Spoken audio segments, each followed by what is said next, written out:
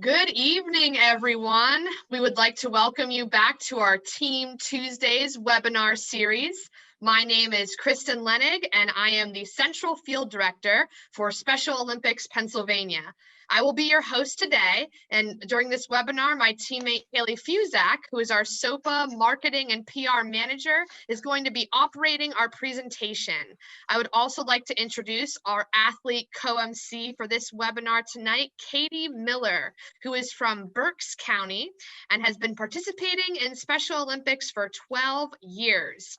Katie is a global messenger, an athlete representative, and she competes in volleyball, aquatics, floor hockey, basketball, softball, soccer, bocce, long distance walking, and track and field. Who has a lot of sports, Katie?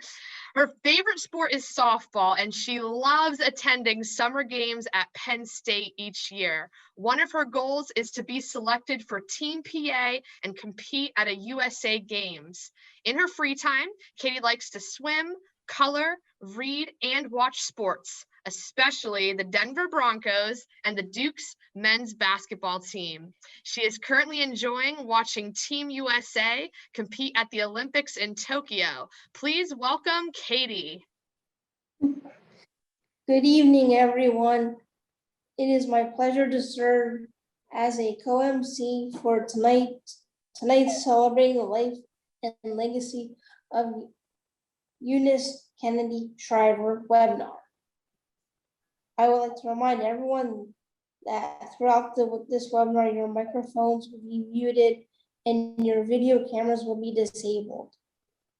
That's right. You may submit any comments that you would like in our chat box. And at the end of our presentation, we will have a brief time for questions. Now, these questions have to be submitted through the Q&A box so our presenters can answer.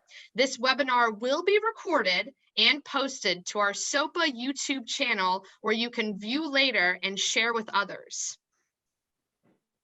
As you all know, the purpose of this webinar is to connect with all of you and share educational and motivational content to continue our mission.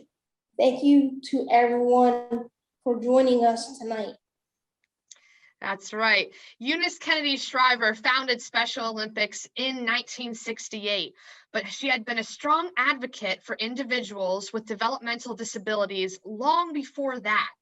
Eunice's sister, Rosemary, was born with a disability, and Eunice saw firsthand the limited opportunities that Rosemary had and how society treated people like her. But she also saw how sports could bring people together. No matter what, if they had a disability or not, the Kennedy family grew up playing sports together. They sailed, they skied, and they played football together.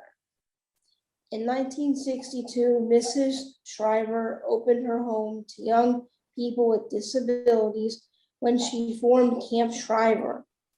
The free summer camp offered young people with disabilities the chance to swim, ride horses, do obstacle courses, and more. The idea behind that first Camp Shriver began to grow. In July 1968, the first International Special Olympic Games were held in Chicago, Illinois, USA. It was at these inaugural games that she first said what would later become the athlete oath. In ancient Rome, the gladiators went into the arena with these words on their lips. Shriver told the athletes, "Let me win, but if I cannot win, let me be brave in the attempt. Let us begin the Olympics." What began as one woman's vision evolved into Special Olympics International, a global movement that today serves more than 6 million people with intellectual disabilities in 200 countries. It is now my pleasure to share a special recording of Loretta Claybourne, who couldn't be here tonight, but who wanted to share some of her memories of Mrs. Shriver as well as her thoughts on Mrs. Shriver's legacy. Okay, so this month we are celebrating Eunice Kennedy Shriver's 100th birthday and her legacy as our founder of Special Olympics. Loretta, I wanted to meet with you today to talk a little bit about her.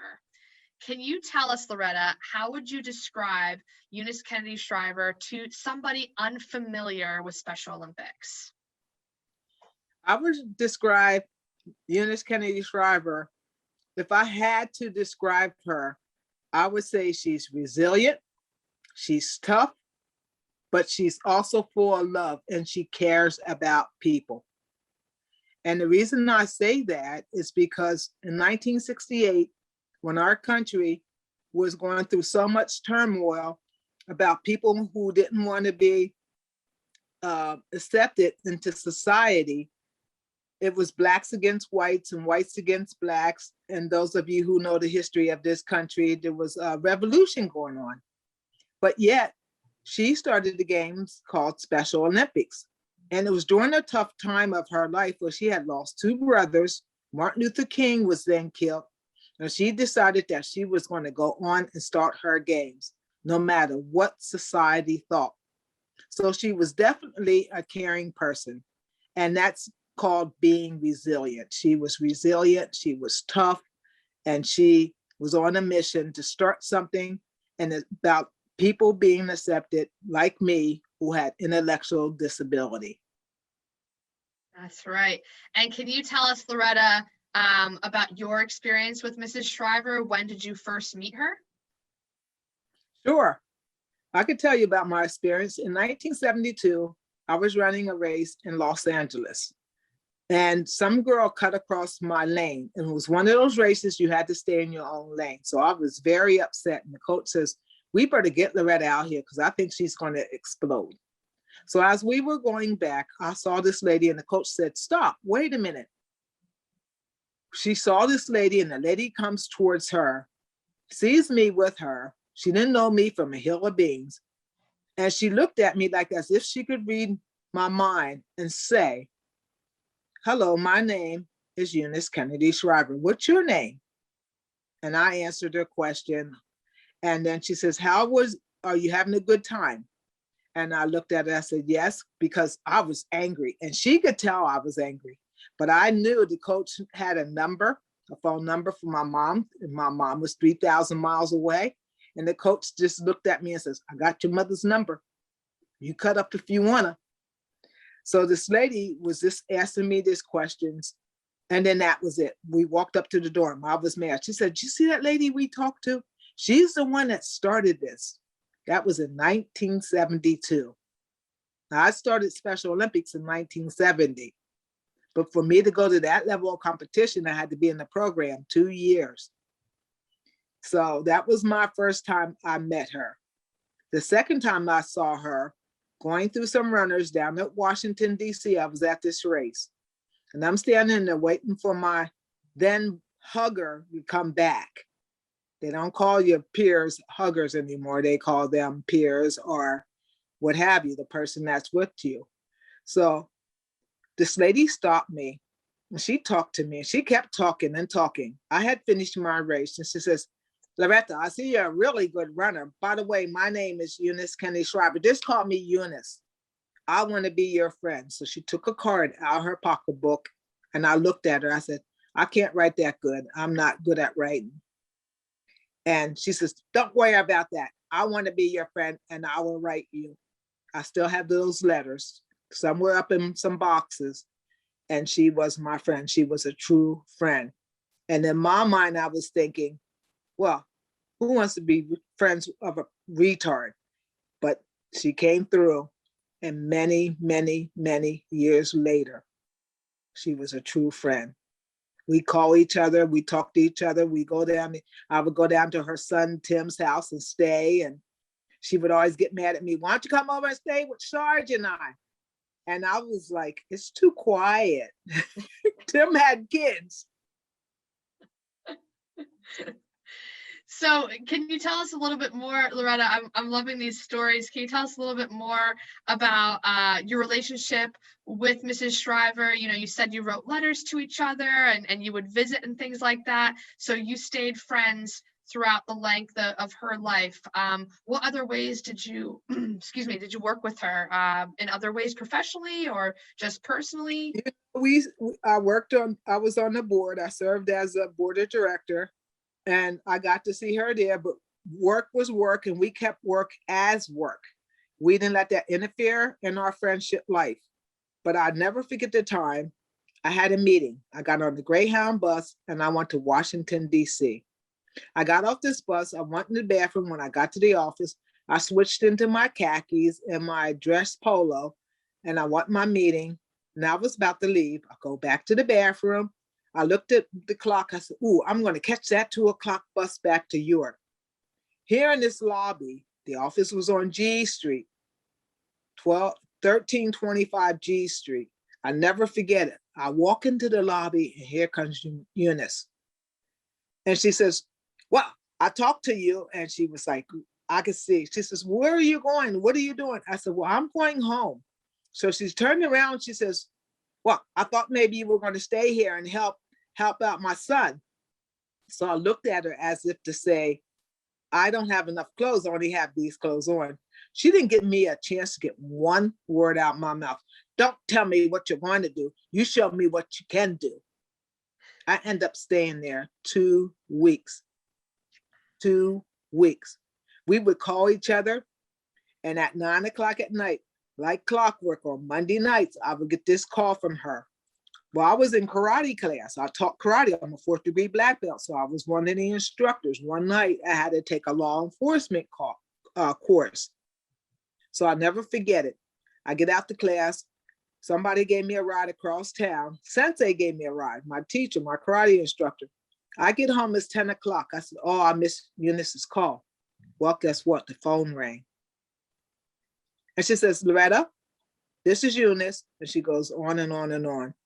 "Why didn't you call me? Why didn't you call me?" Because it was my turn to call her. And I said, "Oh, well, Mrs. Shriver." "Don't you call me Mrs. Shriver. You call me Eunice. We're friends." I said, "Well, Eunice, it's 10:00. I don't call people after a certain time." And she was all over me.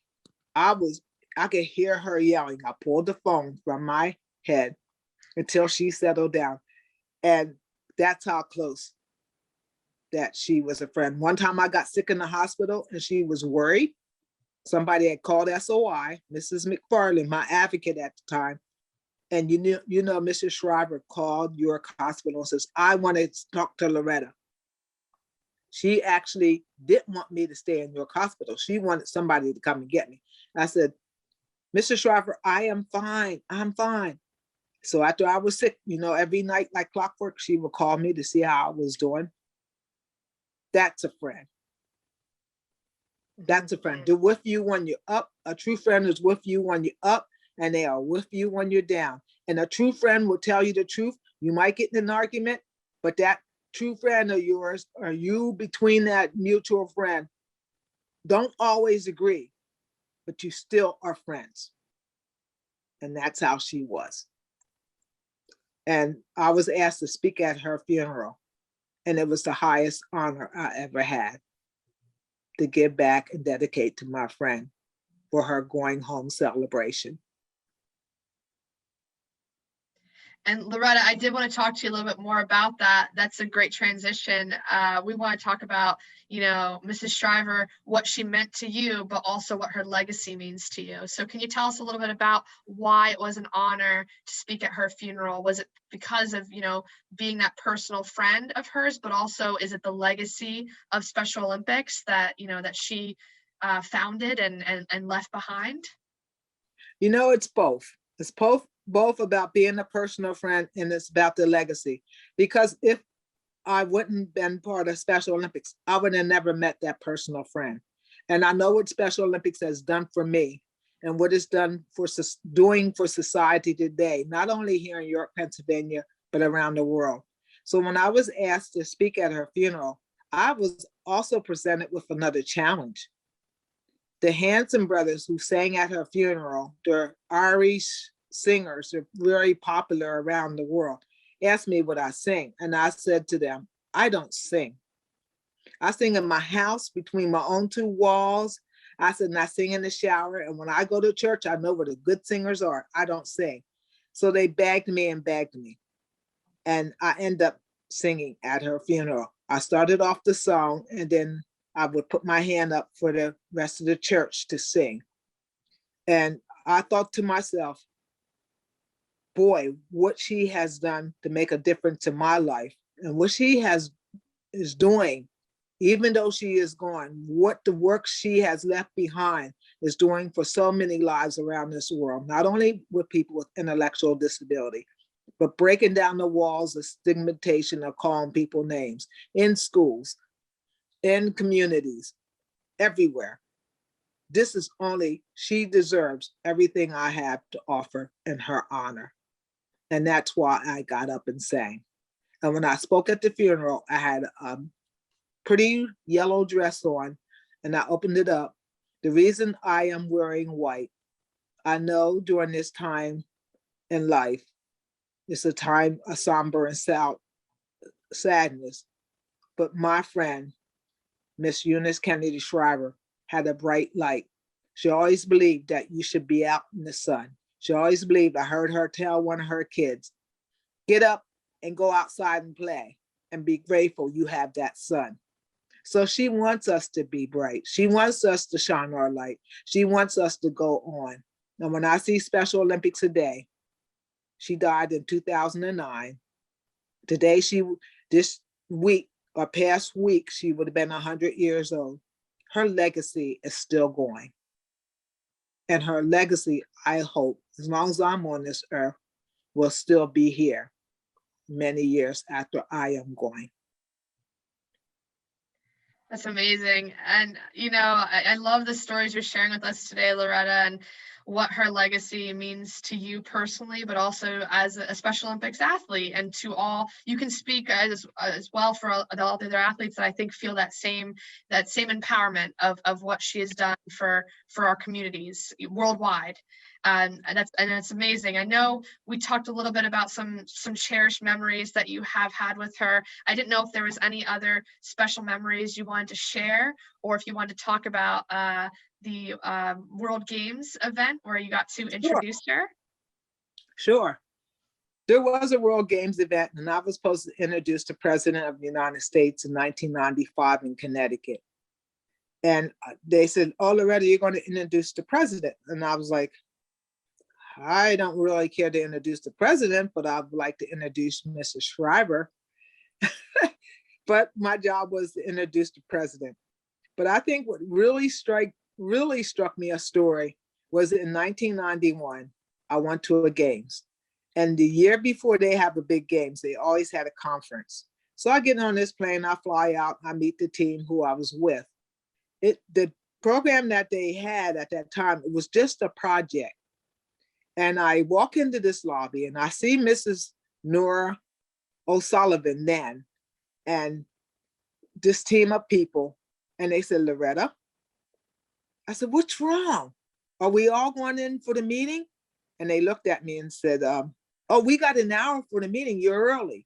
So they're standing there and we're chatting. I said, well, what's wrong with Mrs. Shriver over there? They said, that's why we're here early. We want you to go over and talk to her because she is upset about this project that we're doing. So I walk across the lobby and she's pacing back and forth. She says, oh, my friend. She starts hugging me and she's hit me in the arm. And I looked at her because she wouldn't let me call her Mrs. Shriver. I said, Eunice, what's wrong? She says, well, did you hear about this project they're starting? They want regular people to play with people with intellectual disability. Then it was mental retardation because it was at that time, that's the term they used, even though I don't like to use it, but it's the truth, it's history. And I said, what? And then I looked at it, she says, well, you got to know something about it. I said, can we go over here and sit? Because my arm was getting sore for her, it hit me in my arm. So we went over and sat on the step and we talked. And I said, I'm wrong. I think I do remember 2 years ago the lady over there standing, Mrs. Mason and those other people, they had a game going on. And there was this guy that was there, and Mike Bovino, he was one of them.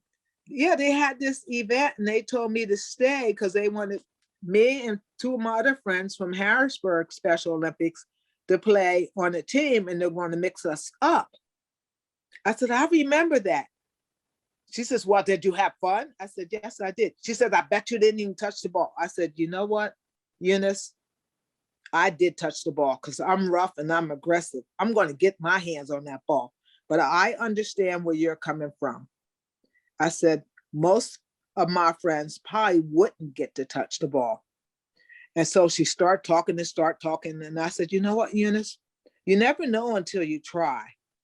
And so I said to her, I said, let them try the event, let them make their offer, let them try. And then if it fails, we know it failed. What's it going to cost us? Guess what? That event is called Unified Sports Today. So it goes to show the impact and the legacy of what she is still doing today. That now, not only people with intellectual disabilities can participate, but those without side by side. We have leadership programs. So it goes to show the power of a woman, the power of a person who will change the world from here on in. One person at a time. And she was that one person who started it all. She had a dream that became a reality. And I'm pretty sure if she was on this earth today, she would say, wow, but we still have so much work to do. Wow. Wow is right. That was an amazing interview, amazing time I got to spend with Loretta. Brings tears to my eyes just even rewatching it. It was great to talk with her about her personal experience with Mrs. Shriver, and I'm so excited to do that and continue celebrating her honor tonight. So Katie, I believe it's time to introduce our next set of guest speakers. It is now my pleasure to welcome our guest speakers, Annette Lynch and Nancy Sawyer, who both work for Special Olympics and work extensively with Mrs. Shriver. Welcome, Annette and Nancy. Can you both start off by telling us your background with Special Olympics and how you met Mrs. Shriver? Annette, let's start with you.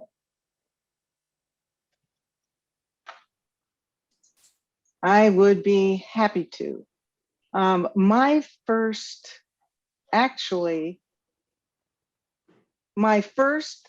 introduction to Mrs. Shriver was my interview, that they were looking for a basketball director, and Mrs. Shriver had told the director of sport at that time, who was Tom Songster, that he wanted to see 5 women come through there to interview before she saw another guy. That it was about time that there would be a full-time woman in the sports department. So I ended up being able to come in, and I met with Mark Edenson, who was the training director at that time. And also I met with the competition director, Doug Hill. But it was clear after those, I don't think they were ready for me because I came armed with my questions. I was in the realm of sport all my life, teaching and coaching, and had just left a basketball position, and I got recommended for the position. And so when I met Mrs. Shriver, I ended up having 3 goals because of what they told me, and they rang true. You might only be in there 15 minutes. She's going to be very abrupt because she doesn't have time to waste. She wants to get right into it. You want your answers to be succinct. And if you didn't know, you needed to say, you might not know, but this is how you would find the answer. And then we started. my goal was to make her smile. And it was October 15th, 1989. Now, the reason I know that date is in college basketball. That was the first day of basketball practice. So I was already geared up, but it was chilly that day. And so when I walked in, I said, Mrs. Shriver, it's truly an honor and a privilege to be able to meet with you and interview for this position. I'm a little curious. It's chilly outside. But I know you and Mr. Shriver worked at the Merchandise Mart in Chicago.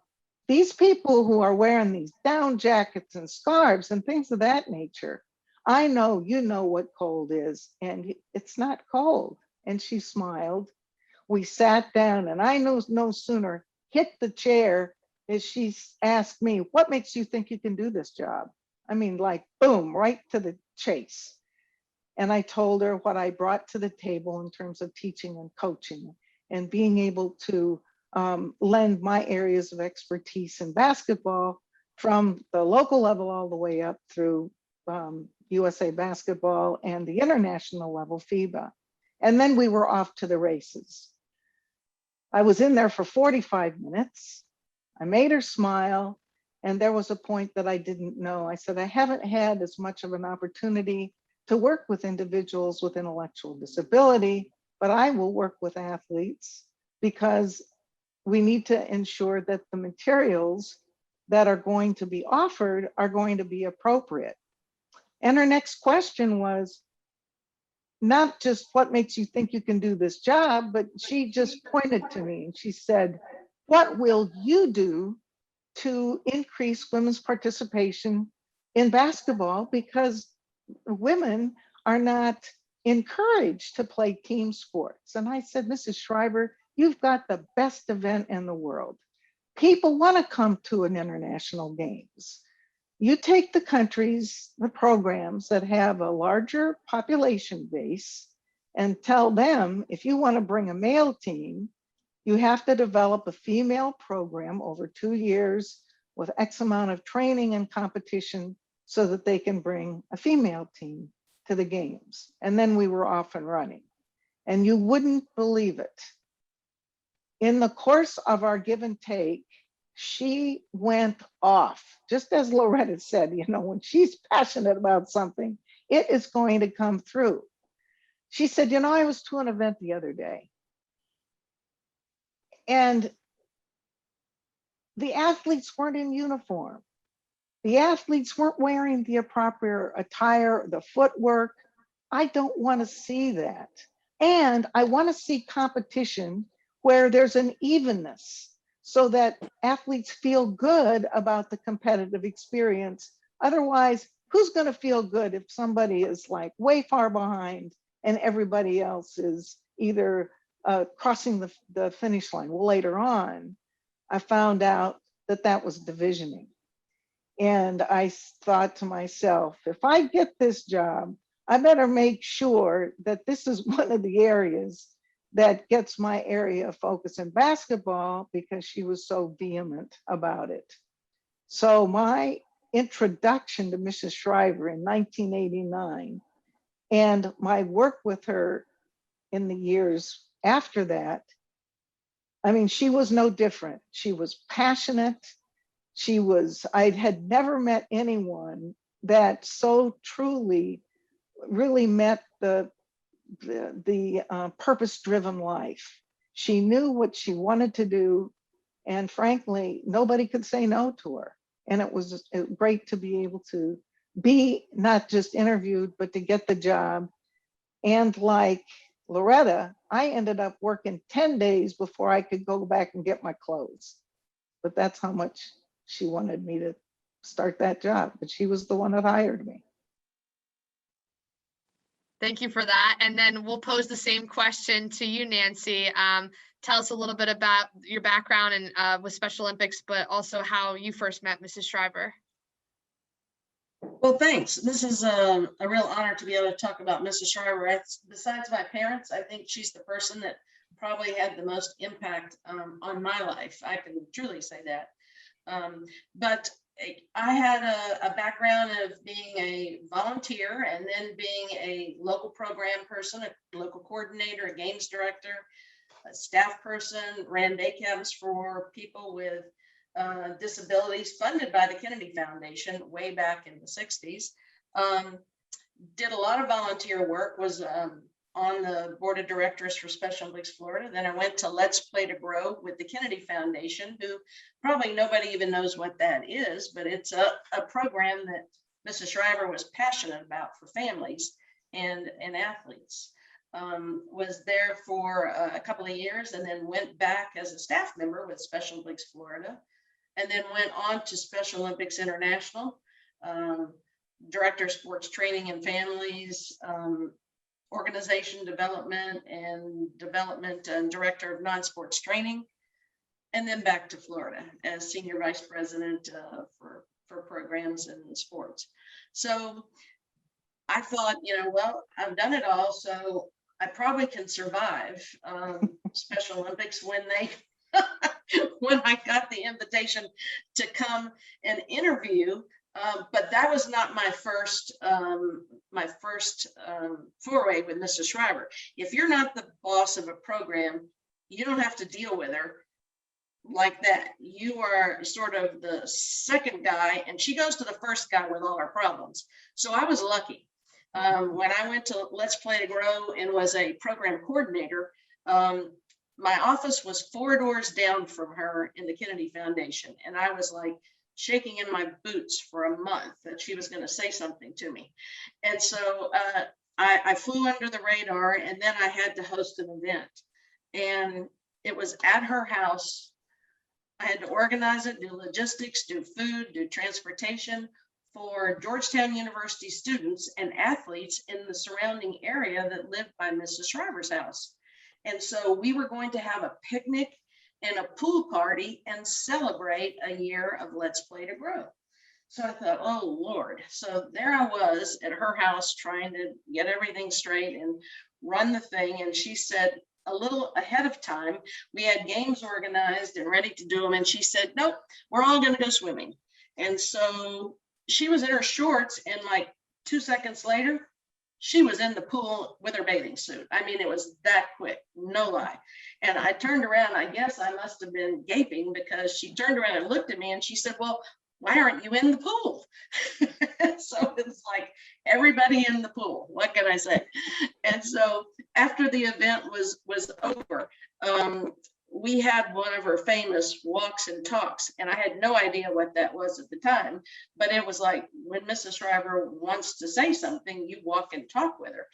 And so since I was just a greenie, I grabbed a paper bag and a magic marker, and I started taking notes. And somebody later said, it's good for you. You still have a job because you took notes and you paid attention and you answered her questions, because that's just the way it was, because I had homework to do later on.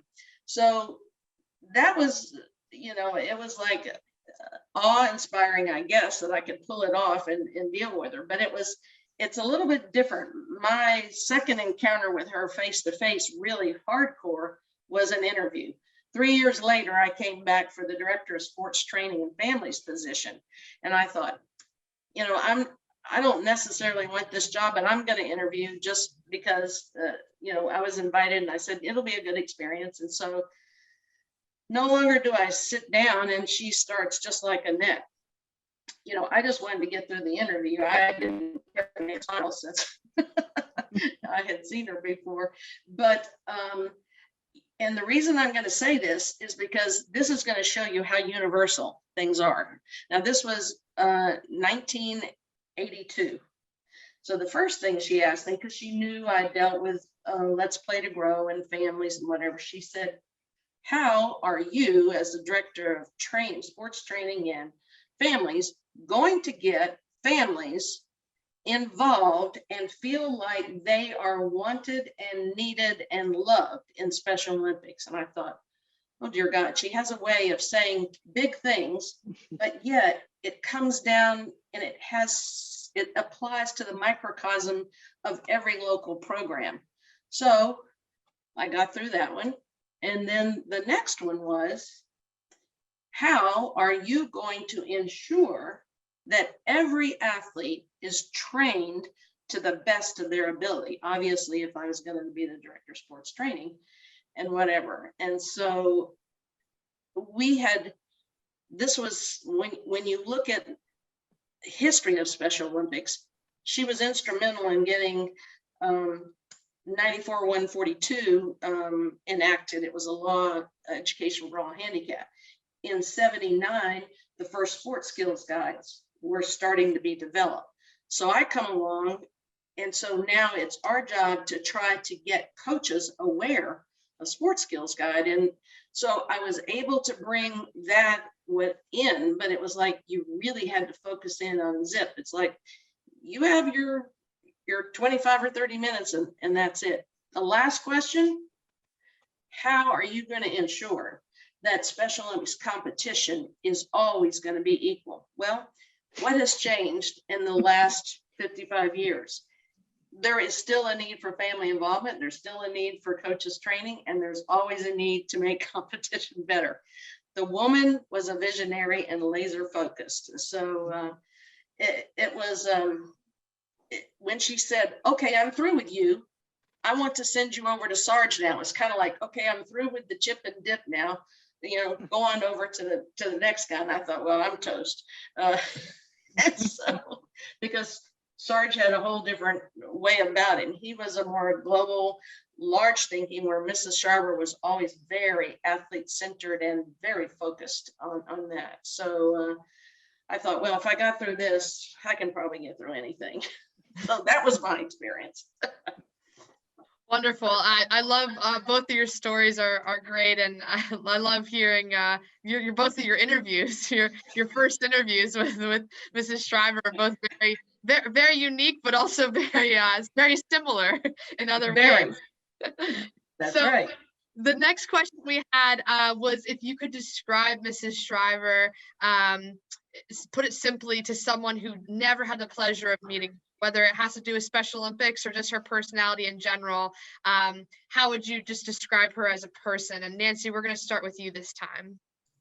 Okay, well, I have several words, but I've got some little disclaimers, because if you didn't know Mrs. Shriver, you might think this was negative, but it's not negative. It's actually positive, and it takes you a while to figure out some of that. But the first thing I can say, and I think everybody that knew Mrs. Shriver, was she was laser focused on athletes. What is going to make anything you do better for the athlete, better for the experience? So it didn't really matter if it was development, if it was communication, if it was training, if it was sports. That was the bottom line. The other thing is, I can say that she was passionate, and which made her very purpose driven. And some people might say that she was too purpose driven or too aggressive. But if she had not been aggressive in the time and age that we lived in, nothing would have happened. People with intellectual disabilities were discarded, overlooked. Services weren't important. People really didn't think it mattered. And so I say she was kind of like a bulldog in many instances, because she wouldn't let go of things, which was good for us because we needed a champion at that point. The other thing is, and Loretta said this, is she was loving and caring, because she had such a nurturing family, I think, and saw the importance of families and what they meant to a person. She really, really, really was very focused on trying to see how families could be involved, but how athletes could feel good about themselves, whether they had a family or a surrogate family, whether they lived in a group home or whatever. So, I mean, to the point was, I guess one of the first things I had to do as my job as a families director was, she said, you know what, we are going to have family activities at World Games. And everybody went, really? So here we are in '83, we had to have family receptions, 3. We had host families to put families up, because she said they can't afford to have hotels if they travel all this way to a World Games. Gasp. And we are going to have food for them, and we're going to have hospitality centers in 3 or 4 locations. Gasp. And we're going to have educational seminars and clinics for them. Gasp. And it was like, holy cow, we have a year to pull this off. How in the world are we going to do it? Well, you know, everybody does what they need to do. And that was only part of our job. But it was fantastic. And it was really the beginning of serious family involvement. Which brings me to the next one. She was a visionary. She could see far away into what she wanted it to be. And she was throwing us the little pieces that made it. And we didn't get thrown all the pieces at once. But it was, to me, miraculous as I look back about what she could do. Because the other thing that I think that she was never satisfied. So you were always on to the next thing. You always, if we had something, for instance, you know, I said, Mrs. Shriver, as a director of training, I said, we need something for something that families could do together and older athletes would like. And she said, well, I saw those people doing that funny walking down on the mall the other day. She said, that's a perfect thing. And I said, yes, ma'am, it is. Everybody can do that. She said, well, you go do that. So that same, for those same games, well, Notre Dame games, actually, we had to start 10 model site walking programs, get data, and we found out athletes and coaches lost weight over a 7-month period by the walking program. And we had our first walking event, which Doug Hill almost killed me, race walking, and at Notre Dame. And it's a hard sport to learn, as Loretta was, I think, maybe attesting to, or someone was, in race walking, if you break your stride, you're disqualified, which a lot of people didn't like at that time, was people being disqualified. But anybody that knows Mrs. Shriver, she plays by the rules. So I guess the other thing that I can say is she was forever a coach, forever trying to figure out how we make things better for coaches that are going to make things better for athletes. Her mind was always thinking like that. So that's how I would characterize Mrs. Shriver.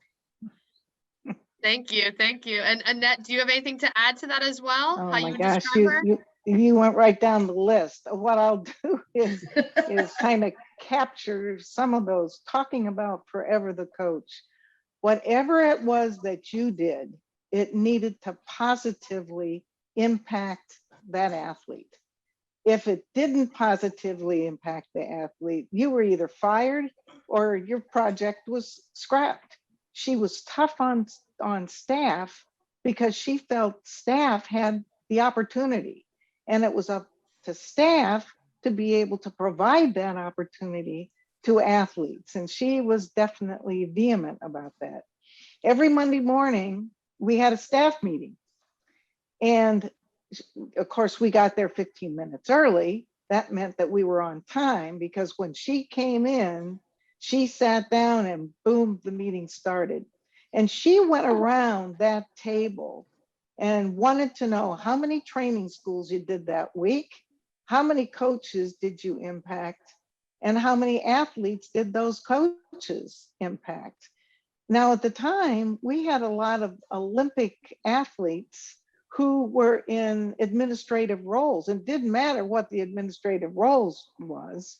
Hal Conley was a former hammer thrower, an Olympic gold medalist. Lee Evans, Charlie Green. And she wanted to make sure that they were connecting with coaches and athletes to really make sure that those athletes got the best opportunities. And furthermore, because of that, as Nancy said, laser focus, she had the ideas and the vision, but they could be simplified. It was up to us to figure out a way to get it done and to involve other people. So being able to go to volunteers. I never met anyone that could say no to Mrs. Shriver. Even when she got awards, she wouldn't accept them unless they either gave money to Special Olympics or they were able to provide opportunities within their companies for athletes to either work or to present whatever. And she was always after getting to know how things worked in the sports scene. I'll never forget, she wanted to see 3-on-3. She couldn't figure out this 3-on-3 basketball. She was familiar with the game, 5-on-5, going up and down the court, but she just could not figure out what this 3-on-3 looked like. So I troubleshot, I picked her up, but I had 2 weeks to prepare, knowing where she lived in Potomac, and we went to a 3-on-3 site in Arlington. And I troubleshot how to get there in case the Beltway was shut down. What I needed to be able to do, was able to arrange to be able to have her see the 3-on-3 competition and training. And we got there, and of course somebody tipped off the people, and the parents were there. They wanted pictures. She spent 5 minutes taking pictures, being friendly and really working one-on-one, being next to athletes. And then she said she shoot them off. She said, now you go on out there. You go out there, because I want to see how you practice, and I want to see how your coaches are helping you. And so we sat down. I had my little notebook, and as she was asking the questions about the rules and about what was going on, when I left, I had 3 projects due in 3 weeks and 1 summary page with each one of those projects and what the suggestion for improvement would be, so that we could move on. And if you didn't come back in 3 weeks, she would be coming after you. She was that focused. Now, the reason why I talked about coming to and fro and making sure we could get to that practice, there was one basketball director before me who got lost and never made it to an event. And he got fired the next day. So I wanted to still stay on the roster, and I wanted to make sure I could get her to and from. I could get what it was that she needed. I was sure to be able to listen to see what was important to her, so that we could continue, at least in the basketball circles, of what was going to be meaningful. But she wanted positive experiences for those athletes. And she was tough on staff, because she felt that staff, you have all the opportunity in the world, and we need to provide the best opportunity for the athletes. And in essence, what she was doing, she wanted coaches, staff, whoever, to help athletes help themselves. How can you help an athlete get the most out of their strengths? Because nobody knocked on their door. She knew that this was being able to provide a program for athletes, and we needed to do it in the best possible way. So I think that her as a person, as Nancy had put it, her laser focus on the athlete really helped to make things happen. And she didn't take no for an answer. There was going to be a way to get it done. Awesome. That's such great stories, and I love hearing all the personality involved and all your personal stories with her, and her drive and determination that I think still lives in our organization today. So the next question we actually had, Katie was going to ask, and it had to do with working with her, but I think you guys kind of covered that in all of your background stories. So Katie, why don't we slide down to the next question about legacy? Can you ask that one to him? Okay. What does her legacy mean to you as a person?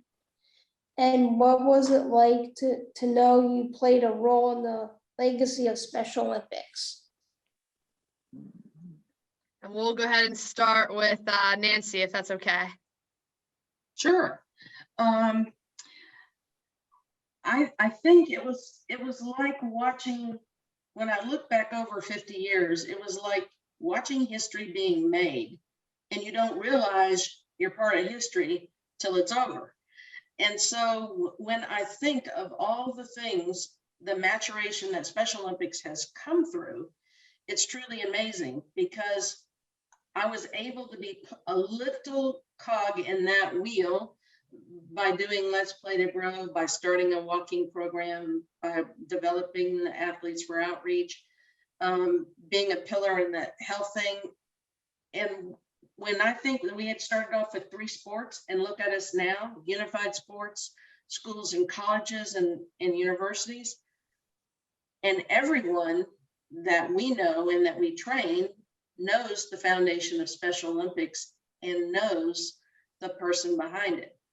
And when I look at us starting the young athletes programs with a whole new set of families and children aged 2.5 to 3 and up that are now starting in Special Olympics, I'm not worried. With our youth and our youngsters and our families, I know that people are going to be in awe of the vision of Mrs. Shriver for years to come. There's no way not to, when you look at all that has been done.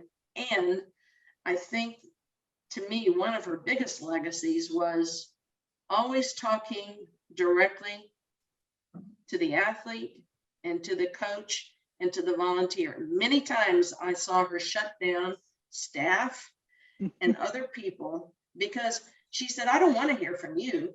I want to hear from that athlete. What do they think about this? And I want to hear from the coach.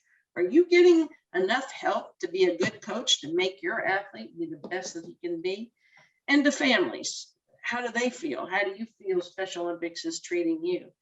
And I think that's the thing that we all take away from this, that work personally with Mrs. Shriver. I think that's why we're so driven, and the people that we touch are driven, because we are all driven to make it the best that we can be. So I feel like, you know, her legacy is all of our legacy, and trying to move forward and keep the wheel going and keep the progress going. She was a selfless person. And I just have to tell you this one story. I begged her for 3 months to go to another state because we had a program financially and programmatic that wasn't doing well, and they had a new director, and they wanted so badly for her to come to be at their gala. So we went, and she said, you have to be back. We have to be there and back in the same day, which meant we had to go on a private plane. It was a 2-seater. She sat on the floor of this little plane with a backrest, and we went to that state, got out. She was gracious, did her thing. Amazing. We got back in the plane, and I was driving her home. And I said, well, Mrs. Shriver, what are you and Mr. Shriver doing tomorrow? She said, well, Sargie's having heart surgery at 6 a.m. And I thought, my Lord, here is this woman going and giving her all. And she said, well, I'm so glad I did this, because I can tell they really needed the help. And I said, yes, ma'am. And I profusely thanked her. But that's just to show you her love and caring. She was tough on the outside, but she was genuine on the inside. And I think that too goes through with her legacy of her children and her grandchildren to carry on the torch.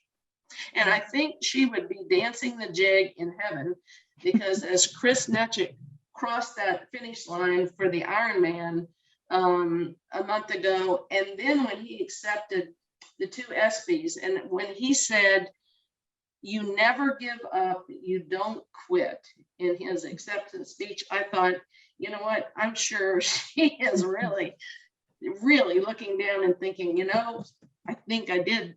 She knew she made a difference, but that had to be one of the pinnacles of my reflections of Special Olympics.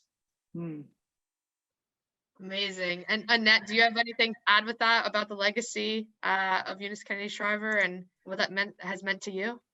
Well, it was obvious that you were going to live her legacy, that in order to do the job that you needed to do, you needed to buy into the importance of the athlete and what it meant to Mrs. Shriver. I mean, this was the organization. This is the goal. I mean, the mission has been the mission. Mission hasn't changed.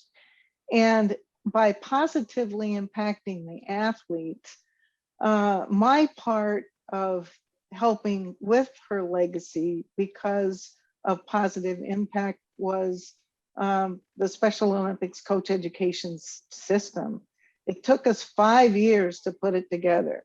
In 1995, now some of you are not even old enough, but there was just, the fax machine was just coming in. So it wasn't like you were able to use your phone and things would be instantaneous. But I think it was a good thing. It took 5 years because we looked at standards and competencies. We were able to involve sport and Special Olympics experienced people from each one of the regions. We met once a year, and that was at World Games, but all the other times we were trying to use the fax machine. Each of us had parts to play, information to get, and it's being used today. And they're looking at certainly updating it. We were able to get courses online. And so being able to get that message out and to train coaches so that they could provide better opportunities for their athletes. And it started as her relationship with athletes. The coach-athlete relationship is extremely important because you have to build trust. Most of our athletes, and she was quick to say, you know, they haven't had the opportunity. Nobody has really come to their door and said, hey, come on out and play.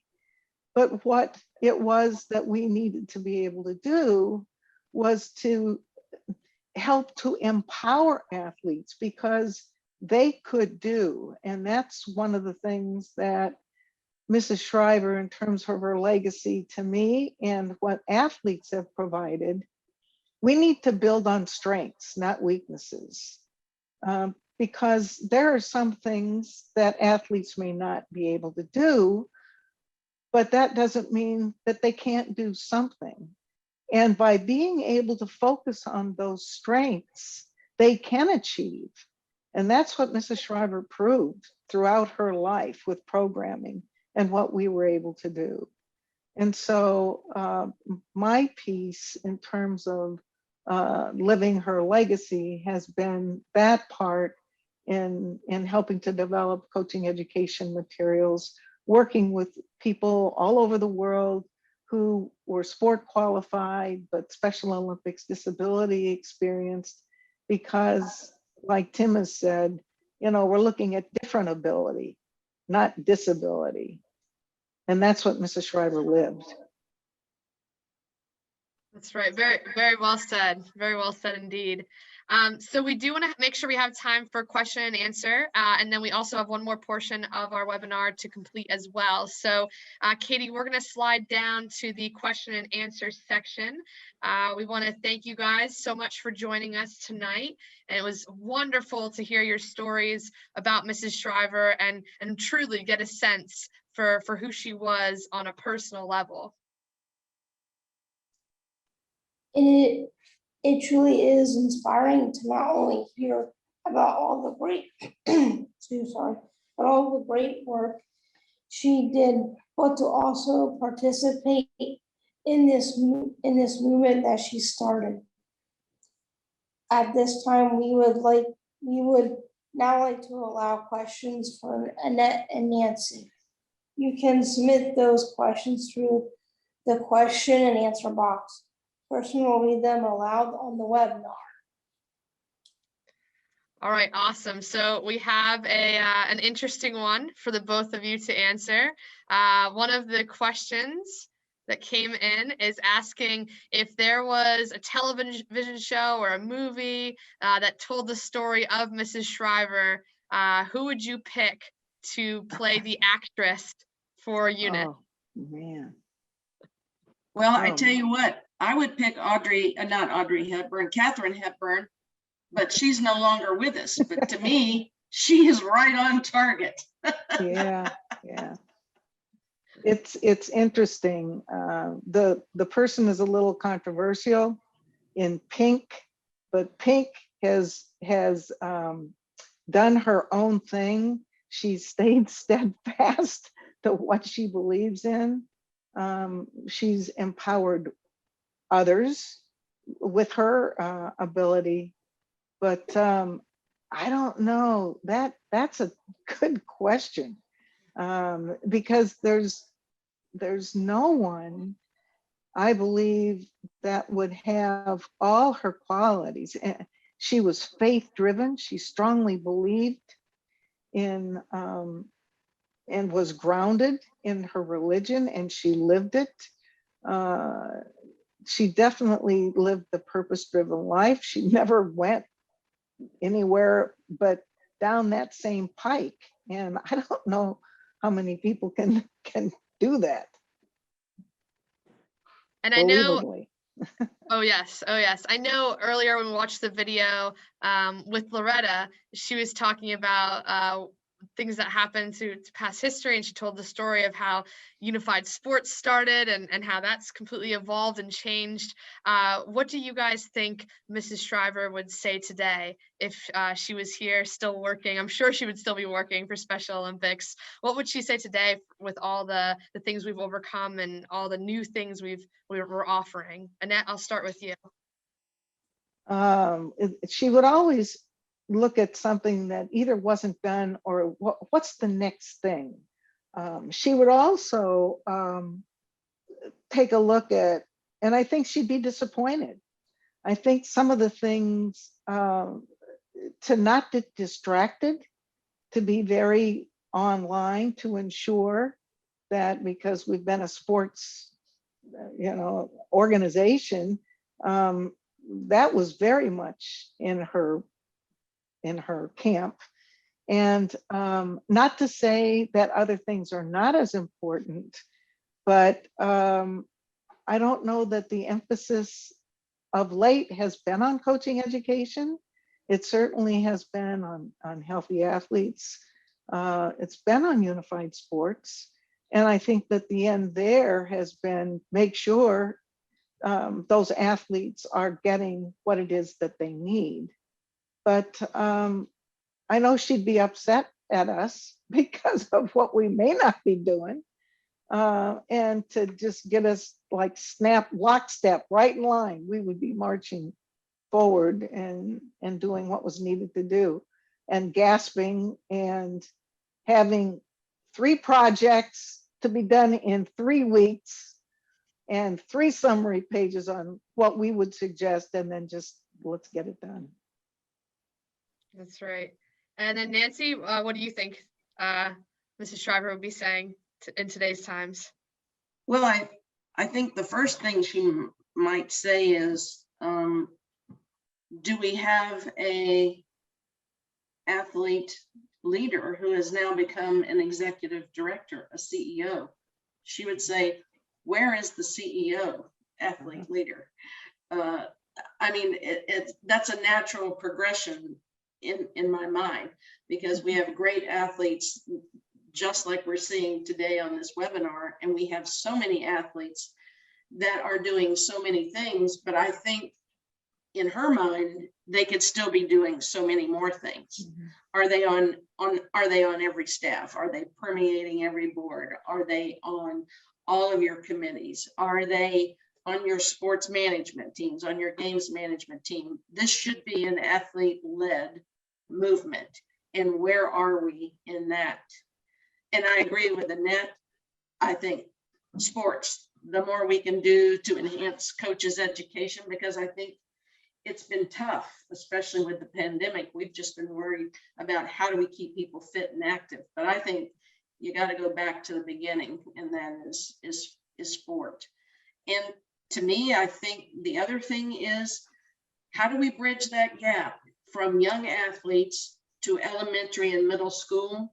And how is it bringing inclusionary programs to those levels of athletes, so we are playing and competing as one within our organization? It's a natural progression to me. And where are we in that, and can we do more? Awesome. And another thing that came through, I'm trying to keep up, there's a lot of questions, there's a lot of chat as well. Can you share a story, Nancy and Annette, can you share a story about Mrs. Shriver and Tim? Well, You probably have many, but well, the one you can that I'm pinpoint. thinking of was when the games were in Connecticut. And it was the first time that ESPN was involved, and they were going to actually, for the first time, have it on TV, have the parade of athletes, have opening ceremonies. Well, as luck would have it, it started raining. And it was light at first, it got a little heavier. And then of course, Mrs. Shriver had a speech as a part of opening ceremonies. And because she was worried about the athletes, she stopped her speech and said, athletes, I'm concerned about your safety. You have to compete tomorrow. Now go to your living quarters. And Tim is saying, Mom, we've got this is going to be viewed. We're trying to get, and so they did continue viewing, but seeing the tension between Tim and Mrs. Shriver, the next day she doesn't apologize too much, but the next day she did apologize to Tim and Peter Willard. But the apple doesn't fall too far from the tree. He's a visionary, and what he's been able to advance in terms of unified sports. But that's the story that one of the stories that I can recollect where they went head to head on this one. And Nancy, do you have any stories to share that you can think of, or?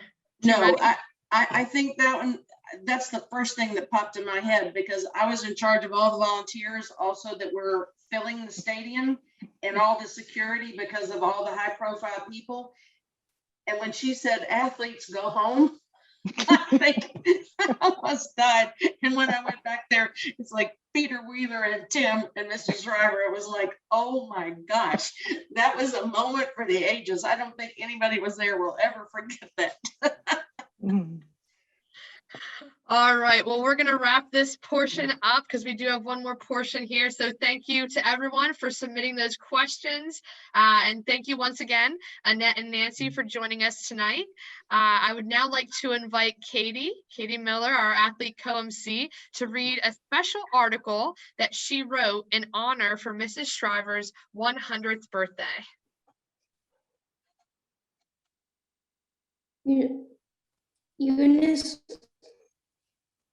Eunice Kennedy Shriver's birthday is a date celebrated by people in Special Olympics. She is the one person who got the idea that started Special Olympics.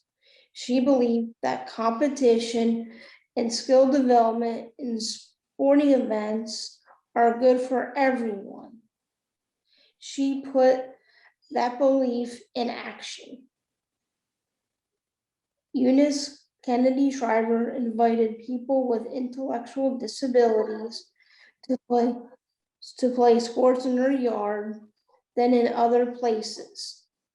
Eunice Kennedy Shriver knew if you gave people a chance to enjoy sports and kept the competitive atmosphere, they would improve in every way, no matter what their limitations were.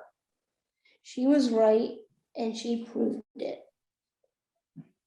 And she made it possible for people of all ages with disabilities in every state in the USA and all across the world to join Special Olympics. I am reading a book, Eunice, the Kennedy Who Changed the World by Eileen McNamara. It is a good description of how Eunice Kennedy Shriver put her beliefs, courage, and determination into action. She wrote the Special Olympics motto, "Let me win, but if I cannot win, let me be brave in the attempt." She knew what she was talking about. I became a Special Olympic athlete later in my life at the age of 30. I quickly realized when attending my first volleyball practice that this was a great organization for me. The longer I participated, the more I enjoyed the competition, no matter which sport it was. I was making friends who became close friends, and the competition was friendly, even though we all wanted to win badly. We attended social activities together and cared about each other. We communicated by text and phone and social media. We look forward to competition as a team.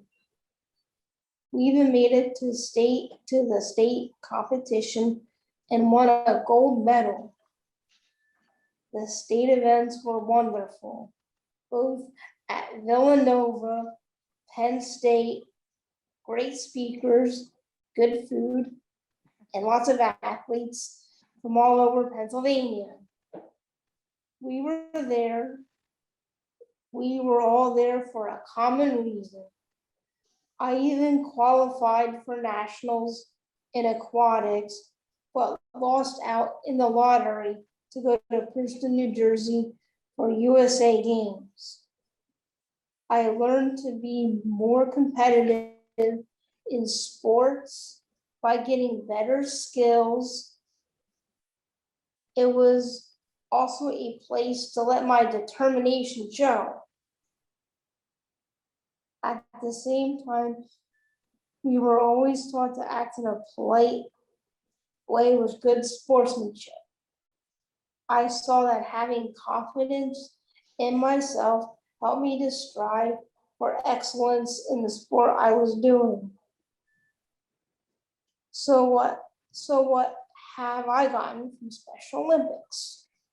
Lasting friendships, chances to travel, attending large conventions with famous speakers, attending training sessions in leadership and public speaking, going to 4 sports camps, and competing in volleyball, aquatics, floor hockey, basketball, softball, soccer, bocce, long distance walking, and track and field. I am now 43 years old and still look forward to all of the Special Olympic activities. Because of these things I got from Special Olympics, I am able to return a few things. Act as a trained global messenger to spread the message of Special Olympics to people in different groups and organizations. Become an athlete representative after graduating from the athlete leadership program. Serve on the county management team as an athlete representative. I believe in what Eunice Kennedy Shriver built, and especially what she established as our motto: let me win, but if I cannot win, let me be brave in the attempt. Thank you, Katie. That was wonderful. That was such an inspiring article. And I think you truly, truly captured the spirit of Mrs. Shriver and her legacy of Special Olympics and our mission. Thank you. It was a fun experience to get a chance to write about Mrs. Shriver's legacy and how it has affected me personally. Awesome. All right, Katie. Well, I think it's time for us to wrap up this webinar. This concludes our Team Tuesdays webinar. Our next webinar will be on Tuesday, August 17th at 7 p.m. As a reminder, the August Team Tuesdays presentation will be the last webinar in this series. That's right. It will be our final one. So thank you to everyone for joining this webinar tonight. We hope you enjoyed our presentation and our very special guest speakers. Also, thank you to Katie for serving as my co-MC tonight. We hope to see you all again next month. We hope to see you all again next month for another exciting webinar. Until then, stay healthy and stay safe.